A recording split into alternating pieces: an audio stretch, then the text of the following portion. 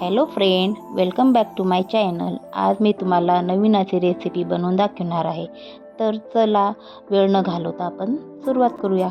इथं मी एक कढई घेतली, त्यामध्ये तेल आणि बटर टाकलं। बटर चांगलं वितळल्यानंतर त्या छोटा चम्मच जिरं आणि बारीक कट केलेला लसूण टाकून फ्राय करायचा। नंतर त्यात बारीक कट केलेला कांदा टाकायचा आणि गुलाबी रंग येईपर्यंत परतून घ्यायचा। नंतर एक चम्मच बेसन टाकून त्याला पण परतून घ्यायचं।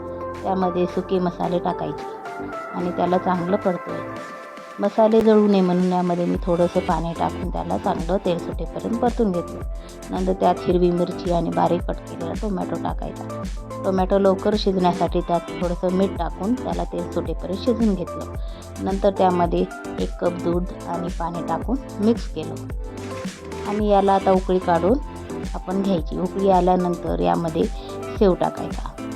आता याला 2 मिनिटं याला शिजवून घ्यायचं। इथं आपली भाजी तयार आहे। आता यामध्ये थोडीशी मी फ्रेश मलाई टाकली आहे आणि कोथिंबीर टाकून सर्व केली। तर कशी वाटली तुम्हाला माझी रेसिपी हे मला कमेंटमध्ये नक्की सांगा। आवडल्यास लाईक, शेअर, सबस्क्राईब करायला विसरू नका। धन्यवाद।